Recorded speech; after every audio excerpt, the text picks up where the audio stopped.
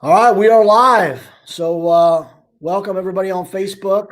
This is my weekly interview, and I'm blown away by Jay Kinder coming on here. I really appreciate you, brother, and Always, man. um, you're going to share so much knowledge and experience with us, and so everybody, if you don't know Jay Kinder, man, you need to check him out. That's actually how found out about EXP, and man, I watch all his videos on real estate. I mean, I've learned a tremendous amount just by that. So, Appreciate you.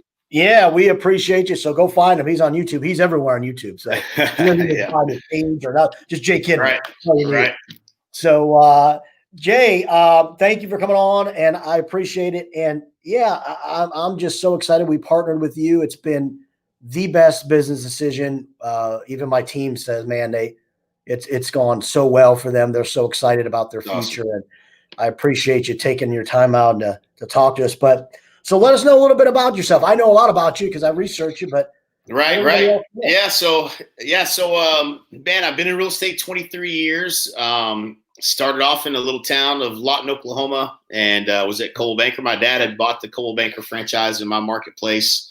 And when I was 19, just as I was graduating high school, and ended up getting into real estate. Didn't really want to be honest with you. I mean, I think my childhood opinion of real estate was my dad was always really grumpy when we tried to go on vacation. So, like I wasn't really wanting to get into real estate necessarily. It seemed like it was a pretty high pressure job is what it felt like to me, but ended up, going to college a couple semesters, then getting my real estate license and, basically, educated myself by paying everybody that I could find to try to figure out how to, sell a house, and probably anybody who would take my money has got it. And I learned a little bit along the way. Not everything worked. There's about 3 things didn't work to every one thing that would work probably. And ultimately, became number 2 in the world for Coldwell Banker. I think my best year was 531 homes or something like that in a year. And crazy. It was crazy for sure. Yeah. And it did that for a number of years. And then ultimately, went independent. Just, my dad wanted me to buy the Coldwell Banker brand, but I just couldn't have, when you do the math, it doesn't seem like a lot of money, that, 6%, royalty, but it adds up, when you're doing a lot of deals. And so, in the town I was in, the average sale price was really low. It just didn't make sense to have that kind of expense. So I went independent. That was kind of the direction we went.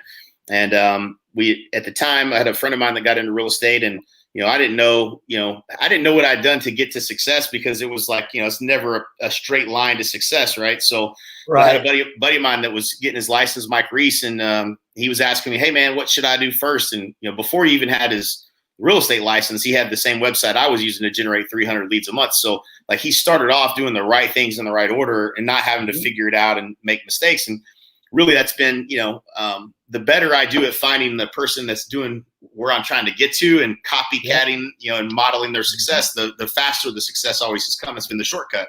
And so I did that. I helped Mike with that. And we were both blown away at how fast he built his business to like $1 million in GCI in 3 years. And so we were just like, man, why isn't somebody else showing people how to do this? It felt like, I had to piece it all together. And, if you really just had good mentorship and, the right person to kind of help guide you along the way, you could get there a lot faster. And so we started a company in coaching and training agents in 2006, been doing that ever since.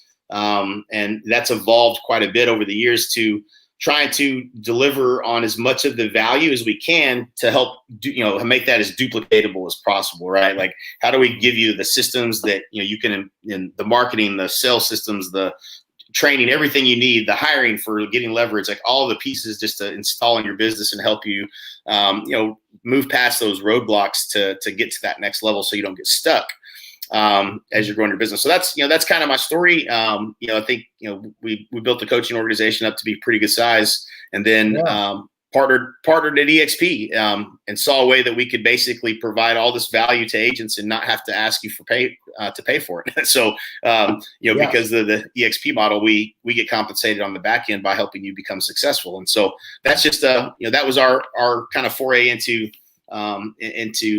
real estate, and moving over to EXP has been the best decision we ever made. We've been able to help a lot more agents and add a lot more value to to their businesses without them having to pay us.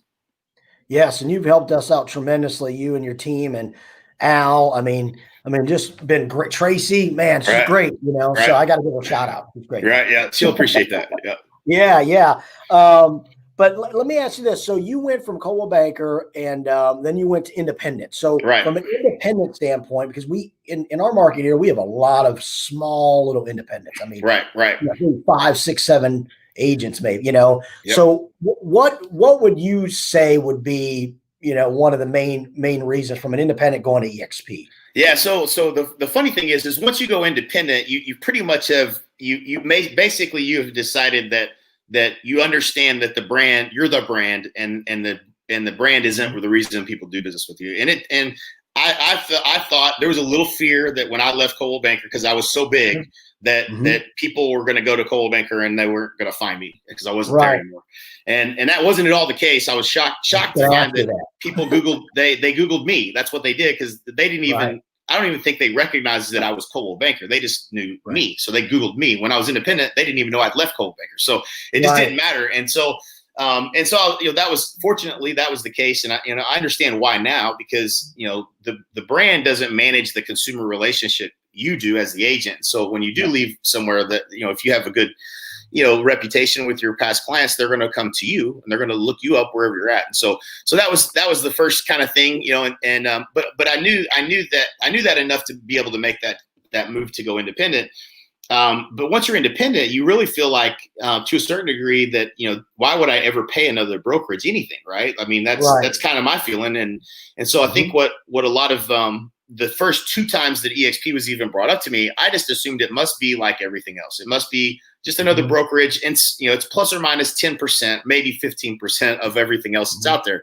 And that couldn't be further from the truth. It's like seeing a UFO. You know what I'm saying? Like, you don't know what it is because you've never even imagined it. And so, and that's the hardest thing for people to get their head around, is if you think you know what EXP is, I can almost guarantee with absolute certainty you have no idea what EXP is. And that's it's really crazy to say, because it's that much a disruptor. It's kind of like, if you would have tried to explain Netflix to me when I was very first time I ever used it, that I would watch everything on Netflix in the future. Like, I'd be like, I don't think so, because I got all these channels that I watch. Why would I just watch this one? Like, it's just, you're not ready for it, right? And so I said that.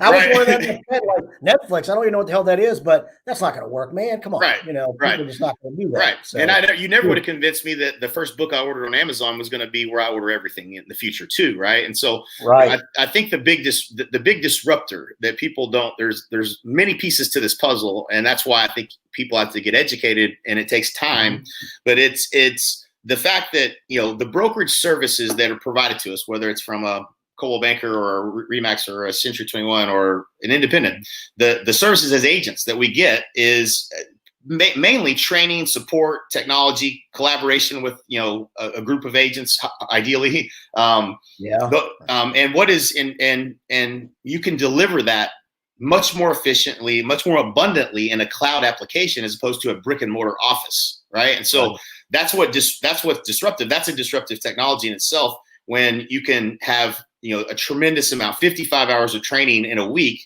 You can't do that in a physical environment. It's too taxing. And so this is much more scalable, much faster support. You can get answers to questions much faster, broker support much faster. You're not just part of one office that's, your competition, right? Like, David, you were number 1 probably in your office, right? When you left? I was out of the whole entire organization, I was like the top 4 team out there. Right. Listing wise, we were one of the top. Right. And climbing. And so the collaboration for you, your best ideas, the things that work the best, it doesn't bode well to share that with anyone else in the office, because they're still your competition. And so even if you wanted to collaborate, you really don't collaborate within that environment. So you always have to pay money to go outside of your brokerage offices. In the past is what I had to do, to go all around the country and learn and find other people and get in those rooms. But at EXP, okay, well, go tell Mom, because I'm on a live here. Somebody's at, and don't get too close to him. We're all COVID positive here. I don't think anybody wants to be in our front door right now, so they don't know it. But so yeah, so at the end of the day, the collaboration at EXP, because it's cloud based, is you're a part of 36,000 agents right now that you can collaborate with and talk to and share ideas with, and it's just in a much more abundant and plentiful place for you to get information and grow your business and really learn. And so it has to be better. So for technology to be disruptive, it has to be better. And so as an independent, I didn't know what I didn't know. I didn't realize that I could join EXP and I could build a revenue share portfolio of agents build basically take my independent company that was in Dallas, Texas, and we had already scaled to Georgia, and I could leverage the EXP platform, and I could recruit agents and build them all over the country, just like I wanted to do with my own independent brokerage. But I could do it at scale with the support systems in place, the training systems in place, and the cloud and office environment in place, where I didn't have to open bricks and mortar, and I could move at light speed recruiting agents around the country and adding value to them in whatever capacity I see fit as far as my business model. And there's complete flexibility, and it doesn't cost me any more money to open in any other state. I could literally do it overnight. And so like the mind blow that happens once you realize, well, the opportunity at EXP is not, you're not going to pay a brokerage anything. They're going to pay you, right? So like I'm getting compensated to be at EXP on top of my commissions, more than excess of 100%. So the agents that are producing, that come over and they earn the stock and they hit the stock awards, they're getting stock in a publicly traded company. As you know, the stock's been doing great, which is, a lot of people are really excited about. And so it became a no-brainer. It was when I knew it was better for the agent, I knew that it was the answer. And that's the bottom line. If it's better for one agent to be at EXP, then it's better for me to have my business at EXP as well. And so that was kind of the aha moment. Some of the aha moments that I had as an independent, where I was closed-minded, to be honest with you. I was like, no way I'm joining a brokerage. I don't need an EXP, whatever that is. Oh, yes, I did. Yeah. I didn't know what I didn't know. And I'm really, honestly, I'm fortunate and glad that Al was looking at it as closely as he was, because if he hadn't been, I would have just continued doing the things the hard way and probably wouldn't have looked at it for another couple of years at least, So yeah. Right. And you knew Al already, right? From your coaching. Yeah. He was one of our top clients. I mean, he came to us doing about 40 transactions. We had him up to, doing 300 plus transactions, but as an independent, we coached him to go independent. We coached everybody to go independent, because there's a certain math, number that you hit as a big team where you're paying somebody too much money. And it's usually 35 to 50 grand. If you're paying that much to somebody, you're probably not getting a good trade-off in the value. That could be paying for your building, your office building for yourself. It just makes sense to go independent. And so that was what we did. And we coached everybody to do it. But then, Al still has the same problem of building this big team. His best agents would sometimes leave and go on somewhere else. So, the retention of your talent, recruiting and retention of talent was always the challenge as an independent. And so, we were looking for a better way. Well, they had ownership in a publicly traded company. That's pretty cool. Then they had this revenue share where you can, bring in agents and get paid on multiple tiers. And there's a whole reason why that exists that I'll explain in a minute, because I think everybody has this wrong. They don't understand. It's so damn genius. It's almost unbelievable. Like I say it all the time. I'm like, so let me explain this. So here's what people say. Well, it's just a recruiting model. Well, guys, come on, let's pay attention. The brokerage model is a recruiting model. Let me explain. The regions. Okay, so this is the old school model that got disrupted. They sold a region. I never got one. Somebody bought a region, and Remax has them, Century 21, Coldwell Banker, all the franchises have regions. And there's usually multiple owners, but somebody paid $500,000 for that opportunity. The reason they did is because they could fill those regions with franchisees that would go build bricks and mortar offices, and then they would recruit. That is the real estate brokerage model. It is a recruiting model. They all are. The difference is the opportunity only is in the people who bought the opportunity. You either bought a franchise or you bought a region, and you had the opportunity to recruit agents and get to make something off of that. The region, you pay this royalties up to the top, and so you pay the 6, 7, 8% depending on what company you're in. And then they share that revenue with that regional owner. So the regional owner opportunity that somebody paid a lot of money for was to get revenue share off of agents in that region. And their job was to help the franchises build bricks and mortar, recruit agents. That's the model. So at EXP, when Glenn created cloud-based model for delivering brokerage services, which we know you can get more support and more training now in a cloud application. It's obvious, right? No different than Netflix can stream more content than you can on a DVD. It's just better, right? And so in order for it to disrupt, it just has to be better. You make something that's better, and then people are going to use it. We'll never go back to Blockbuster to get our content. It's not going to happen. Right. And real estate agents will never go back to drive to a real estate office to get trained, drive to a real estate office to find an answer to a broker question. They're never going to do that again because it's just inefficient. It doesn't even make sense. You can still have an office if you want to. You just don't need to have that to deliver brokerage services. So that's the big disruptor. Now, what happens when you disrupt the whole need for having somebody who's buying an opportunity to recruit in a region, somebody who's buying a franchise to recruit in a territory, and then bricks and mortar being built? When you disrupt the need for bricks and mortar, you disrupt the need for a franchise. You disrupt the need for a region. And now you have one global company that's publicly traded, and you get stock as an agent in this company. So we, as the agents, are owners of the company. We actually, as this company continues to grow and do better, we actually do better. And so there's this whole alignment now with agents and the company wanting to do better, and we all have stock in the company. But the biggest thing that people don't get when they say, "Oh, it's a recruiting model," it's just a recruiting model, is the opportunity that used to be only for regions and franchise owners. That's now an agent has the ability to recruit an agent into a company and help this company grow and get compensated for that if they so choose. They don't have to, but if you love the company that you work for, what are you going to do? You're going to tell people about it. And so we've been doing that for years anyways. We just didn't have any reason to do it because we weren't getting compensated, right?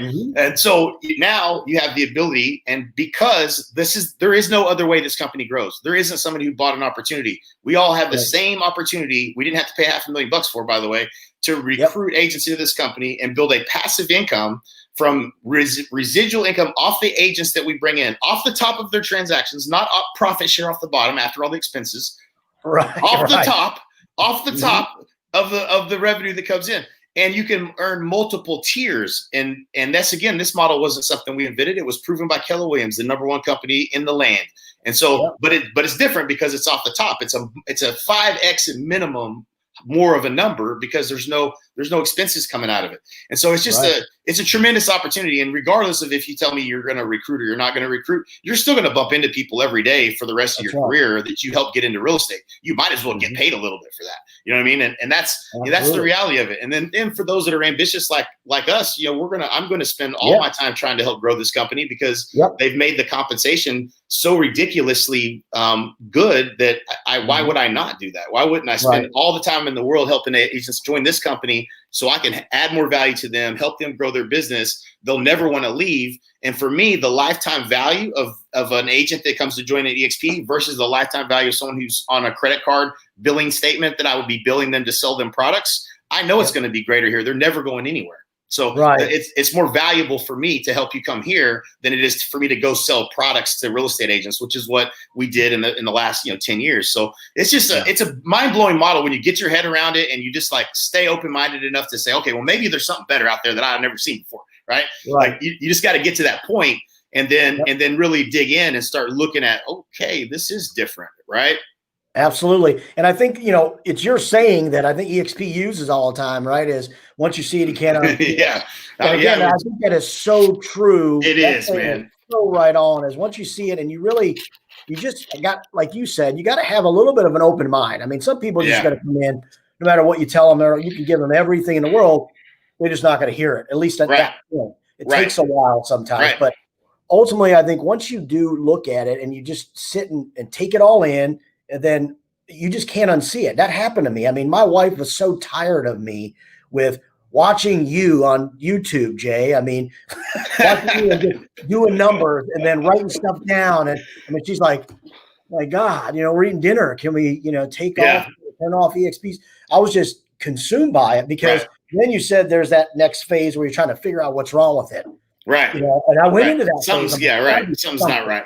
Yeah, something's not right. Something I'm gonna find it. It probably won't be too big a deal, but it's still something. Right. But there was nothing there, and I thought, there's no reason why we don't go. I mean, there's no reason why. No. And I think that's a huge point. Another thing you brought up was the partnering with people from all over, right? Like I think that's a huge Gosh, point it is. that people keep missing is, you're across, the country. For me, I'm in North Carolina, but we collaborate. We talk, you answer questions, I Right. would be, if you had any questions, Kyle Whistle, I've talked to about a Right. program or something he was endorsing. I want to, hey, what about that?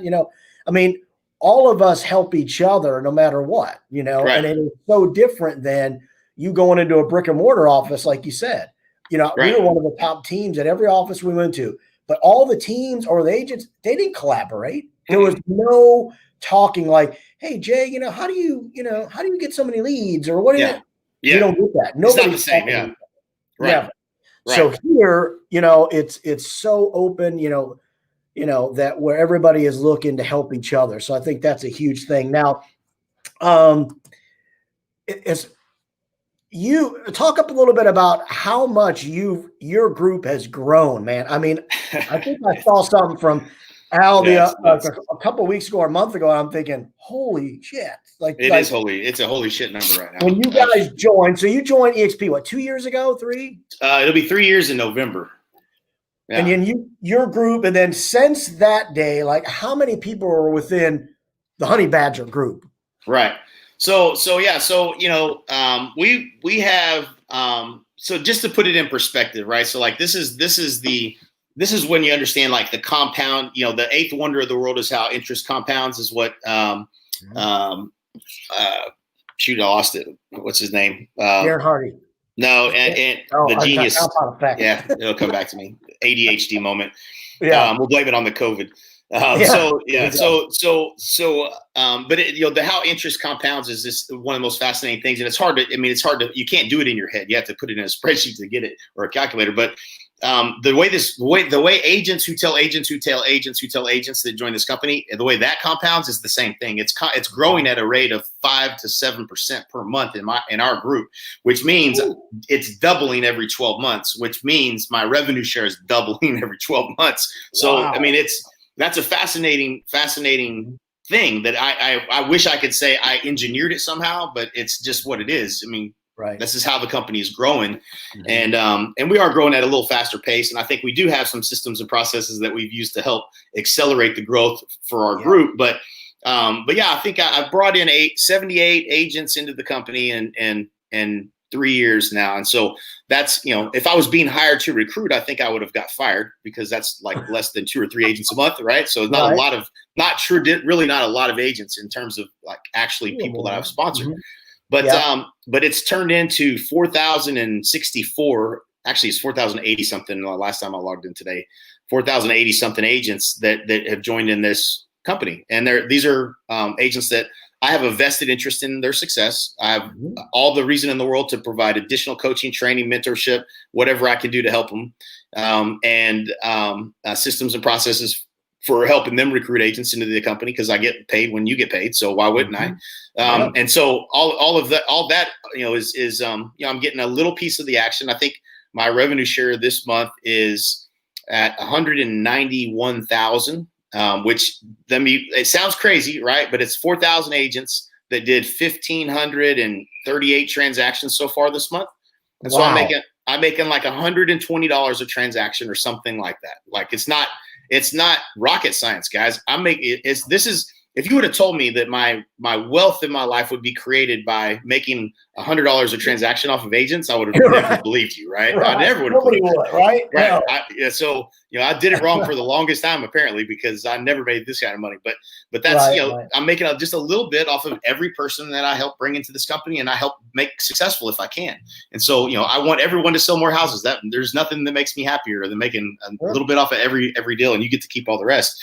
And so it's just turned the entire real estate model upside down, and it's cool. It's cool. You mentioned that collaboration and with agents and stuff, and I want people to understand that doesn't happen by accident. You don't create a company and it just people collaborate with each other and help them support each other. There's a mechanism in this business model, two pieces of it that make it this way. And it's the fact that we all own stock in the company. And so when it comes a chance to help somebody, at the end of the day, if you're helping them, it helps the company. And so you're just a little bit more likely to help somebody than you probably otherwise would. It's not going to change the company's trajectory, probably, that, but it's just that's a little bit more likely to help somebody. Then the other piece is if you've brought anyone into the company, then you get revenue share off of anybody that you bring in. And you don't necessarily know who they brought in and who they brought in and who they brought in. And you don't know. You really don't know who all you could be helping that's either in your line, not in your line. It doesn't really matter. So your best bet is just to add value.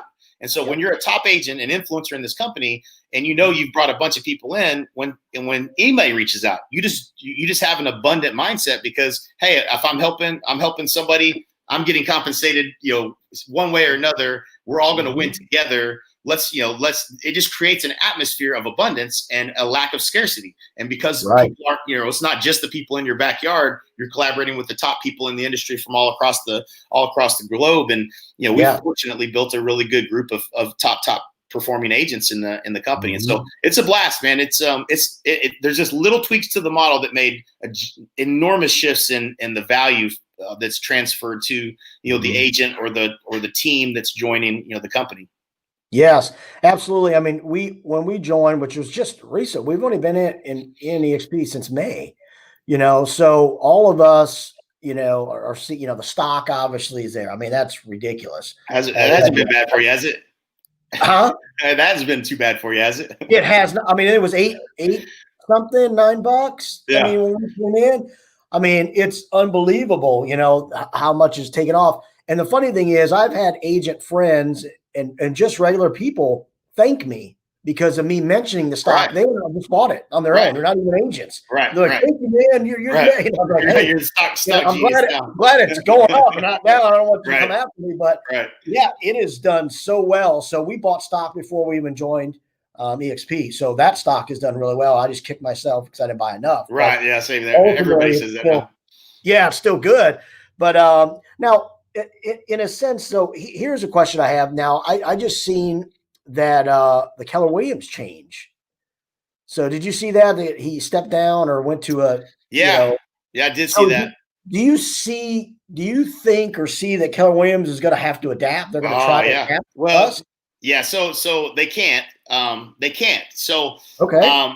And so I learned this from a mentor of mine that I paid a lot of money to, and he was a really bright guy. And he said that it's very difficult to innovate from within the industry. And so when you have a franchise model and you have all these regions, which I do believe, and I'm not speaking 100% of that I know every detail or whatever, but what I've heard is that they're starting, Gary's starting to buy back regions. Well, if you start down that, if you don't, then you can't really do too much of a shift in your model because you have people that you have promises you made to that own regions and own franchises that you can't just go making new deals around them. And so when you do that, it causes problems with your franchisees and you're really not doing them justice by creating these other opportunities around it. And that's what's been very difficult to kind of shift.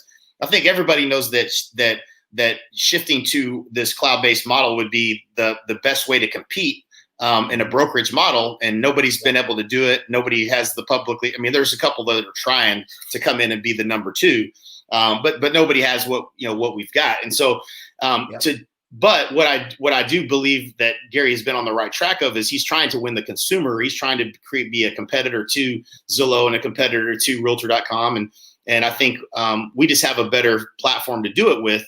Because we are a global brokerage and we have the one single brokerage, the one single MLS access like that, everything we have, it gives us the ability to actually compete for the consumer like Zillow and Realtor.com has. But we also have the agent. If you go and look at what Zillow's doing now, they're trying to backfill with agents. If you look at what Open Door's doing right now, they're trying to backfill with agents to deliver on their promise of buy the house, right?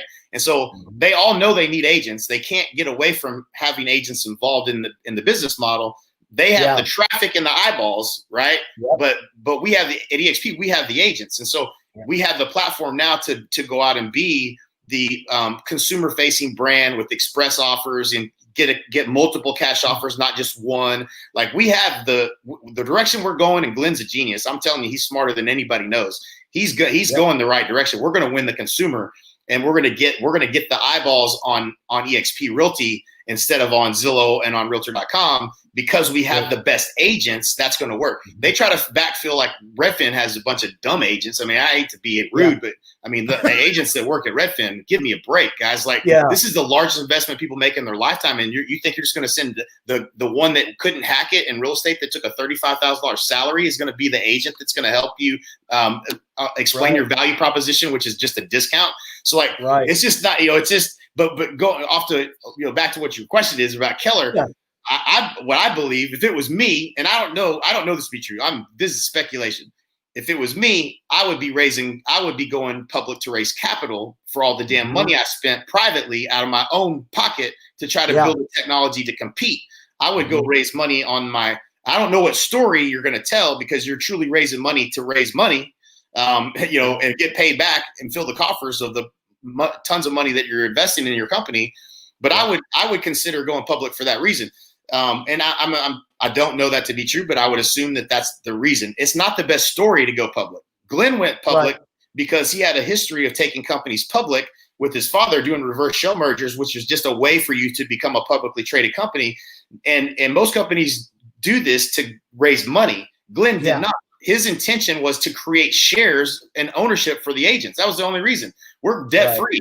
We didn't need to raise money. He did that for the purpose of creating ownership for agents. So that's a totally different reason, right? So if he's one, if they want to, if Keller Williams goes public, I don't know how I feel, because I don't know how far they are with their tech. I have not heard good things, but if they're getting closer to the consumer, that's a good thing for us. Realtor.com and Zillow is not a good thing for us. Keller Williams getting closer to the consumer, winning the consumer is good for real estate agents, and that's good for all of us. And that's the direction EXP is going. It's the direction that Keller's probably looks like they're going, and it makes sense to me that whoever wins that race is going to be the company that stands the longest.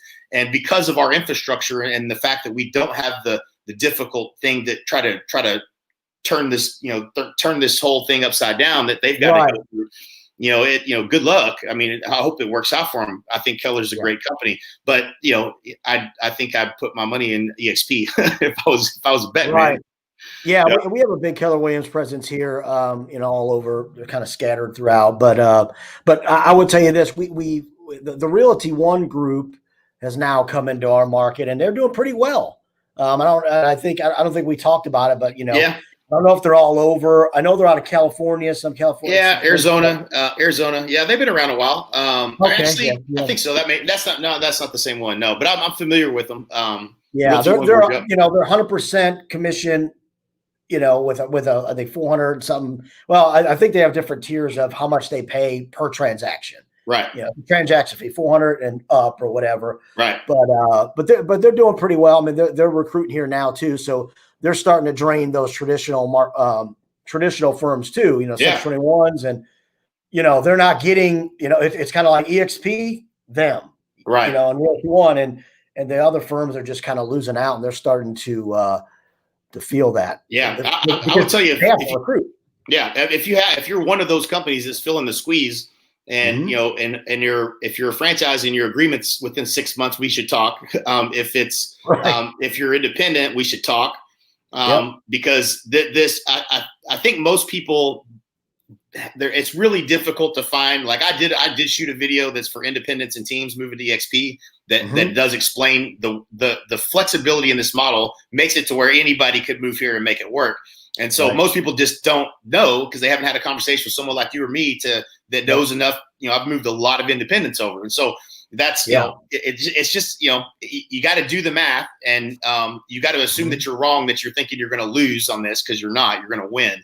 But and it's, just, you have to do the due diligence and get to the point where you do the math with the number of agents you have and see what it looks like. But it's, generally speaking, you're in a financially better place, coming out of the gate, not months later. I'm talking out of the gate, financially better. So, competition is stiff. It's going to get worse. It's going to get harder. If Compass ain't buying your best agents, then we're going to get them at EXP. So, you own an independent or a brand that you're not wanting to renew, then you should consider having a conversation. I don't care how big it is, and I don't care what the model is, because I think we can show you that the monetization on this model is going to be way better for you in the long term.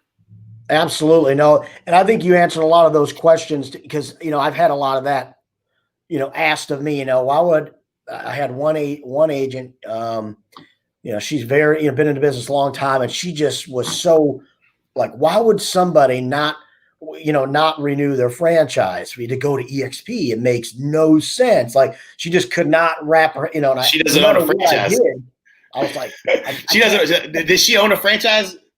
She does. She does not. Okay, No. yeah, that explains it. If you own a Yeah. franchise, you have no problem understanding why you would not renew your franchise. You think you own a franchise? No, they own you. It's not. Exactly. It's not. It's not all it's cracked up to be. My dad still owns the Coldwell Banker. It's coming up for renewal in February, and Yeah. we'll see what he decides to do. I have a pretty good idea what he's going to do. But it's not, you're paying a ton of money to that brand, and the value that you're getting in that is not, it's just not there in most cases. And so, it used to be when there were, there was a lot of referral business and stuff like that. USAA, that was Cardis used to own USAA business. They lost that contract because whatever happened there. So that was just, and again, those were 40% referral fees, and then as agents, we didn't even like doing those deals, but it would keep a handful of new agents busy, and so you could make a little money off of it. But there's just less and less money in the brand, and a lot of the brands that are out there in terms of owning a franchise, and that's why you'll see most of them are in production. If you see somebody who owns a franchise and they're in production, it's not because they like selling real estate. I can tell you, it's because they fucking own a brand and it's not making any money. So it's frustrating. It's very frustrating. So, but there is a better way. There's a way, and where there's a will, there's a way. Don't get out of real estate. Let's monetize what you got. Let's turn that thing into something, that's going to be long-term, creating revenue for you forever. That's what Absolutely. I say.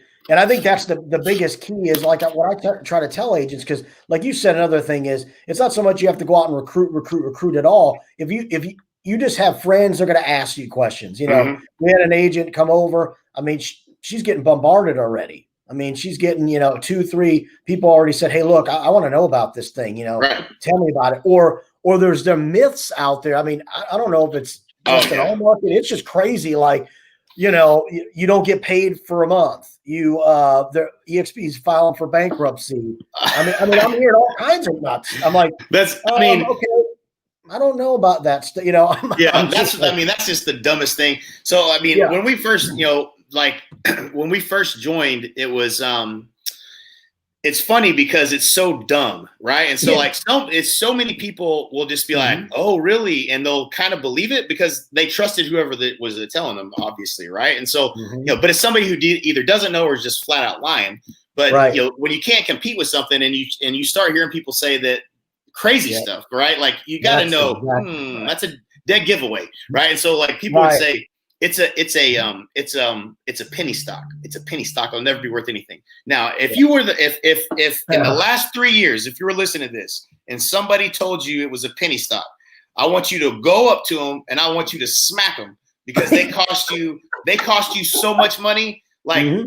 That you trusted them and they told you it was a penny stock because they didn't know, because they didn't do their own research, and because they were trying to look out for their best interest and not yours. That's in all honesty, probably, or they're just dumb, and they didn't do their own research. A lot of times it's good people who just didn't do their own research and was repeating what somebody else told them. But that's exactly right. But it's unfortunate because like I know people that are sick to their stomach right now that they would have been set. If they'd have joined when I joined, they'd be set for life. They'd be multimillionaires just in the stock. And so, don't allow people that don't go to the Chevy dealership and start asking them to describe how the Fords work, right? Like you're not gonna get an accurate understanding of the product. You need to go to the Ford dealership and let them tell you about Ford. You go to Chevy, let them tell you about Chevy, but don't let Chevy tell you about Ford. It's just it's just kind of common sense, but. And there's no urgency. Most people are happy where they're at, and they don't know what they don't know. And so, that's the hardest part of this is you got to be at least a little bit curious to figure out, hey, wow, this really is something that's much, much, much better. I was so happy where I'm at. I love my broker, but I'm leaving. Everybody that's joined has loved their broker. Like almost everybody I've talked to, they said the same thing you told me. I love where I'm at. I don't really want to leave. I love the leadership at my company. Yes. But I don't love them enough to give up millions of dollars over the course of my career. You know what I'm saying? Right. I just saw that light at the end of the tunnel. Me getting older and me selling, 80 homes a year, over and over again. And I thought, I don't have a promotion coming. I was at the same spot Right. I was 3 years ago. And in order for me to get 2% more, I got my GCI had to go another like $150,000, $200,000. Not even GCI, it's off earned income. It wasn't off GCI. Right. Yeah. So earned income, like, well, shit, that means I'm at this, man, I sell a lot more or up my commission fee. I mean, just to 8% or something to get where I need to be.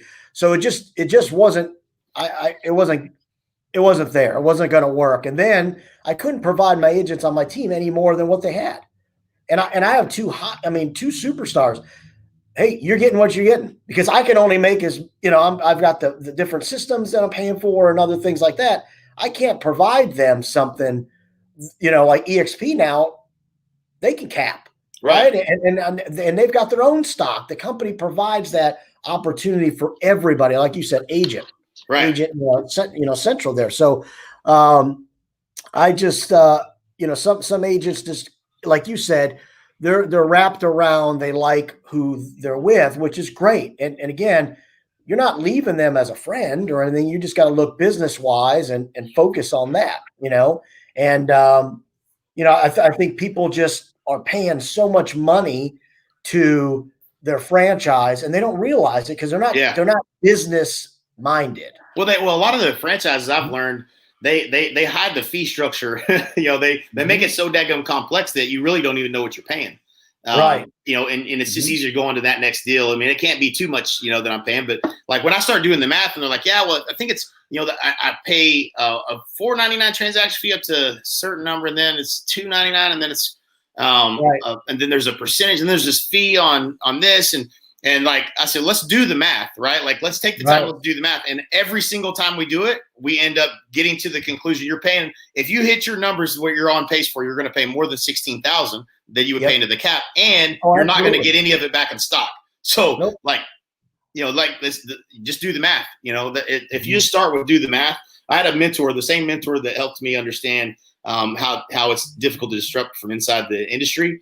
And he would always start, like I'd start saying something, he'd be like, let's do the math. Like he was just, but he trained me to think the right way, which is doing the math. I mean, it's you owe it to your family to be taking advantage of every possible opportunity in this business that we build. And, there ain't no retirement parties for real estate agents. If you ever noticed, right? You die knocking doors.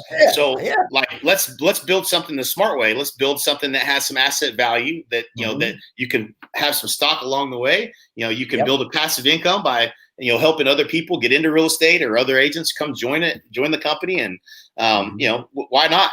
What do you have to lose? Right. That's what I would say. Golly. Listen, and so we joined in May. I don't think I had my first closing with EXP at the end of June. Still closing all mine with Coldwell Banker, still had a bunch pending. But since I would say June to now, I'm halfway to already what I just paid in franchise fees all of last year. Like, I mean, with just stock, I've earned back like where I've earned it, and not even counting what I saved. I'm saving every transaction. So a couple hundred here and there. Right. But then if you look at my stock, I go in there and look, I'm like an enterprise. I'm like, whoa, okay. I've already earned almost all of my franchise fee. Earned it. I mean, I've earned it now back in stock, let alone what I'm saving every closing. Right. No franchise fee. So, you just got to do the math if you're an agent out there. And just like I always say, you got to look at the model. Just look at it. Right. Just be morbidly curious, right? Yeah. Try to find something wrong with it, right? Like that's the part is like when you're really trying to find a problem and you can't, you're like, that's pretty good. That's actually pretty cool too. You should. You owe it to yourself and your family. I think that's what you just said a minute ago. So you owe it to yourself and your family. Just look at it, and trust me, give us a call, email, whatever. And I would, we would all love to talk to whoever it is. I mean, I'm always open to talk to agents and help them. And this thing is just, I can't believe, I mean, listen, we've been here since May. My team every day, like, did you see the stock? I'm like, well, what is it today? I mean, they're excited. They're telling do you think they'll ever leave EXP? No way. I do not. No. It brings everybody together. It makes everything easy. It does, and they love it. And again, the one agent on my team, she's already brought 2 agents on. I mean, she's in her first year. She's going to sell $3 million by herself. She's about 20 transactions in. She's going to do really. I mean, with that in itself, she sees it. Right. She's excited about it, which is good. It's hard to get excited. And that's going to help your team too. You know what I'm saying? Like your agents are going to now become recruiters for your team. Whereas in the past, my agents always were like, yeah, but that's going to dilute my opportunity. So, but it just shifts everything, right? Like, now they're thinking, shoot, man, come on, get on board. I'll make a little bit off of what you do too. So that's right. Right. That's right. So, all right. So I want to wrap it up a little. I don't want to take too much of your time. I know you're busy, man. You're doing all kinds of stuff. But hey, I wanted to bring up something. You wrote or part author, right, of the Miracle Morning, right? Yeah. Yeah. Man, you know what? I had that damn book and I never knew that. Even when I joined EXP, I didn't know that, Jay. And then I was like, you know what? I had it on audio. And then I had a copy somebody gave me, a hard copy. And I'm like, I need to read this, but I never read books cover to cover. I have to listen. Right. So I'm a listener. Too. Yeah. So but when I looked at the cover, I'm like, you got to be shitting me. I went to my wife. I said, look at this name. She's like, are you kidding? I'm like, he never even mentioned that. Right. The book. If you haven't read it or listened, it's a great book. So Jay, I think Mike, right? You and Mike, Mike Reese is on that. Me, too, right? Me, Mike Reese, Michael Mayer, a good friend of ours, and Hal Elrod. Obviously, it's his concept. But that's we co-wrote that a few years back, and it's got lots of copies sold, man. It's a collaborative effort. I'd love to say I had a lot to do with that, but that's really Hal Elrod's brainchild and everything. But we definitely followed the philosophy of the Miracle Morning. It certainly is a game changer for getting the most out of your day. We're a big proponent of that. And it's so weird how things turn out, because now I remember somebody at Coldwell Banker gave that to me. Another leader in a different market in different areas said, hey, you need to read this. And then I didn't know you. And look, now we're partnered up. Right. And man, I'm like, that guy's on my book, right? Man, I know that guy. I talked to him. Yeah. So that's kind of awesome. Cool. Real quick, give me some of your, mentors or people that you follow or listen to, just for younger age, even for myself, man. I try to listen to books and give me some people that book. I got you. Right. So I would probably argue that I'm one of those people that spend the most amount of money on mentorship, and it's just because I know I'm dumb enough to learn something. So I've spent a ton of money on these types of things, and so I got the most value by going outside of the real estate industry. So within the real estate industry, I paid everybody, and so I paid them all. There's nobody that you can name I didn't pay. And so then it was, okay, well, now where do I go? And Tony Robbins, obviously everybody knows Tony, but Tony, and now because of Tony and Jay Abraham work a lot together. So a lot more people have been introduced to Jay Abraham. Jay Abraham is the guy that I've paid the most amount of money. He is fascinating, and he's very eccentric, but he is going to challenge the way you think in every possible way. He's my favorite. He's been the biggest mentor that's helped me the most in my life. And really teaching me how to think strategically and just a blessing to be around. He charges $50,000 a day, by the way. So, and I've paid that three times, I think. So, so you can imagine what has, first of all, you listen real close when you pay that kind of money. So, for sure. I have it videoed. Right. You capture every asset you can. But so but he gives everything away. So you don't have to pay him anything unless you just really, really, really want to get to know him. Dan Kennedy, when it comes to marketing, direct response marketing, I believe the biggest opportunity for real estate agents is to understand how to turn marketing dollars into a transaction.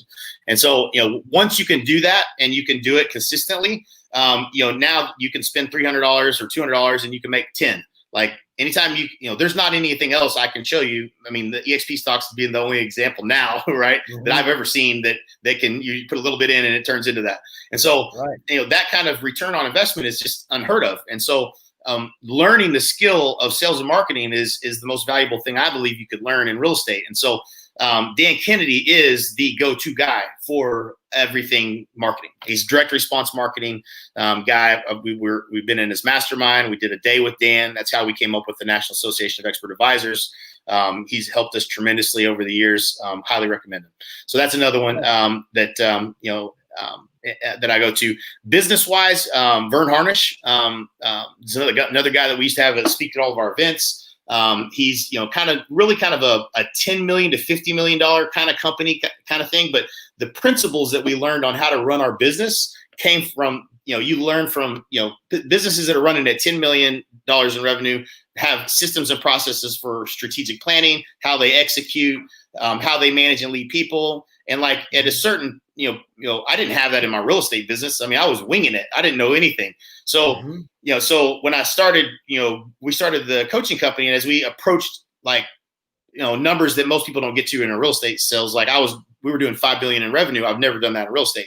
So like the amount of leadership and layers of management and how you manage and lead people, how you prioritize and execute and manage your people. Like when you think about in real estate, like sometimes some of us in real estate don't even manage our own calendar. Can you imagine hiring people and then, and just letting them do like what we do sometimes and not managing our day? Like, so you got to learn how to manage and lead yourself. You got to learn how to manage and lead others. And so Vern Harnish was the guy that we took, Mastering the Rockefeller Habits, his book, and then Scaling Up was his second follow-up to that. But that's what we taught agents on how to grow their business was on, you got to have a decision-making process. What is your decision-making process? Where am I at? Where am I trying to go? What am I doing the next 90 days to get there? And how do I take all of the opportunities available to me and then determine what's the number one priority strategically that's going to get me the closest to my goal. And we were really good at helping agents do that and become double and then double and then double, right? Like go to 100 to 200 to 400 to 800 transactions in like a 3-year span. And so because it's just doing the right things in the right order, you're trying to amplify, do things that just give you momentum, right? And for you, it's going to be the listing side of the business and becoming the go-to brand and continue to do that. Because as you get more listings, that gets you more listings. As you get more listings, more people recognize you everywhere and think of you first and Google you instead of somebody else. And so like we just helped agents with the process of execution. Hey, we said we're going to do these things. Do we have the resources? Yes or no? Let's get the resources. Let's execute. Like it's just a process. But that's Vern Harnish. He's my favorite guy when it comes to scaling up a business. And then who else would I say would be someone that I've been really listening to as a mentor? Frank Kern. So another internet marketer. It's truly brilliant from a sales perspective. Digital marketer, the digital marketer event is one of the best events that's out there. Ryan Dice and Perry Belcher, we've mentored with them for years, been a part of that mastermind for a number of years as well. And they do a lot of sales, there's some really deep stuff you can do in like sales and marketing and understanding the psychology of sales and what makes people buy and stuff like that. And so there's just, you can never learn too much in that arena, in my opinion. Because it all translates over to things that we can do in our marketing to attract clients. And again, I'm all about, building trust with the marketplace. And I want people to call me because of who I am, not me have to chase the business. I hate chasing the business. I don't ever want to chase the business. I want you to have consumed enough information about me to know that I am an expert at helping you accomplish your goal. And I want you to reach out to me and hope that I would accept you as a client. That is the epitome of what we're trying to build as we build our careers. And so the problem is people have to experience doing business with you in order to know you're that good. And but the fascinating thing is if you learn marketing, you can construct that educating them through marketing to a point that it builds trust and they believe that so that they will call you and do business with you as well. That's a skill that has to be learned, but that's everything my philosophy is all about, is about trust-based marketing and how to we leverage everything Dan Kennedy's ever taught. But that's the way to get people to call you and do business with you, not want a discount. Nobody asked me for a discount. I've never got a discount. I mean, not never, but I mean, I rarely have people ask for it because in the absence of value, people question price. They don't want a discount. I've got a proven repeatable system backed by market research to sell your home for up to 18% more than the methods of traditional real estate agents. Are you just looking for a discount or do you want to net the most money whenever you close on the sale? Well, I want to net the most money. Okay. Oh, Well, right. Mhm. Nobody wants a discount. They just want, Yeah. they need to see the value. What is your system? What is your process? How are you going to help me sell for more money? If you can demonstrate that, make that value visible, no one will ever ask for a discount. And so, Mhm. this, you just you got to decide you either want to be on this one side or the other. I want to be value added, Ritz-Carlton level brand, or I want to be Motel 6 and Right. $49 a night. If you want to Mhm. be discount, that's fine. But I ain't doing it. I'm gonna Yeah. add so much value to the transaction that they're gonna be raving fans of what it is that we do, and they're gonna tell everybody that they should call us. Right? Like that's just Yeah. you got me on my soapbox, man. Man, hey, that was good. Like I was motivated. I'm ready to go on like some listening Me appointments. too, man. And, me too. But I agree. I agree with you. I always teach my agents, and I tell them, competence equals confidence. Like, the more competent you are and you're able to, again, express that value to others, they're never going to ask you about commission. It won't even come up, or a discount or things like that. If you're just confident going in, this is how we're doing the process. This is how we're going to sell your house for the most money, because that's ultimately what you're looking to get, right? To net the most. Yes. Right. Okay, great. Then this is what we're going to do, or this is how we do things, right? Boom, boom, boom, boom, boom. And you move on. And you normally don't get into those conversations. Really, you don't. It's the same thing like you said. I've got clients like a builder I picked up from an expired years ago. He was expired. I picked him up. I've been with him for 5 years now. One day we're walking in his subdivision. He says, "Hey, what company are you with, by the way?" I had worked with him for 2 years. He didn't even know what company I was with. It was all about, us and the team, and we created that value. So, you just have to go in and create value for, people or clients. But ultimately, like you said, Jay, we have to, everybody I think is looking for that, where they're not having to always go out to try to get the business, but people recognize you and come to you, right? And that's something that everybody looks for. And even me, I can't say that I'm there. Yeah. And, you're dude, I mean, it's so close, dude. You're like, I know where you're at, and you're there. And now there's some fun stuff we can do too. I'd love to jump on the call and like look at, what's the next move, because it's fun, man. It's fun. When I remember, I'll never forget, man. I'll never forget. I was running radio ads, and I remember I was sitting across from this guy. His name was Eddie Altick. He was the golf pro out at Fort Sill. I never knew him, but my business partner did know him. And so he called me and to go list his house. And I'm like, I don't know this dude. And he didn't get referred to me, but he had to have heard somewhere. So I didn't know if he saw something in the newspaper or he saw a sign or what. But I get there and he's literally, I'm giving this presentation to him, and he's literally just kind of starting to turn red, and he's like holding his breath. And I'm like, what is he doing? He stops me. He's like, dude, you got to stop. You sound just like you do on the radio. And I mean, I was like, what? Like, what? Like I was blown away, right? Did not expect it at all. And so what happened was I was running radio ads at 7:50 a.m. every day on K-Law, this country station. And we did a first in rotation, so it sounded like a live spot. Me and the group did it recorded, but it sounded live. And it was at the same time every day. And what happened was the audience at 7:50 in Lawton, Oklahoma is the same audience every day. People are creatures of habit. You're either in your car on the way to work, you're sitting in the driveway, or you're in the house getting ready. But if you're listening to K-Law, out of the 50,000 listeners, about 15,000 of them were always on at 7:50. That 15,000 people, after 3 weeks of radio with one spot a day, just those people, they had heard me almost 20 times telling stories about how we've helped people. Wow. It became, and this is how marketing works, is it's reach and frequency. Radio station would have sold me 50,000 spots that I would have reached all 50,000 people to reach. I would have got all of them at least 1 or 2 times over the course of the month. But that's not enough frequency for people to remember me. That 15,000 people had heard me 20 times every single day. I became a part of the ritual of their day. And they got to know me. They got to know me.